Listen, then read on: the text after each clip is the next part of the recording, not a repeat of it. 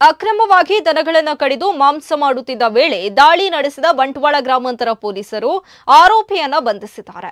ದಂಧೆಗೆ ಬಳಸಿದ ರಿಕ್ಷಾ ಹಾಗೂ ಮಾಂಸ ಮಾಡಲು ಕಟ್ಟಿಹಾಕಿದ ದನಗಳ ಸಹಿತ ಮಾಂಸವನ್ನ ವಶಕ್ಕೆ ಪಡೆದಿದ್ದಾರೆ. ಪೊಲೀಸರ ದಾಳಿ ವೇಳೆ ಪ್ರಮುಖ ಆರೋಪಿ ನಾಸೀರ್ ಸಹಿತ ಇತರರು ಪರಾರಿಯಾಗಿದ್ದು, ಮುಲ್ಕಿ ಕೃಷ್ಣಾಪುರ ಕಾರ್ನಾಡು ನಿವಾಸಿ ತೌಸೀಫಾ ಎಂಬಾತನನ್ನ ಬಂಧಿಸಲಾಗಿದೆ.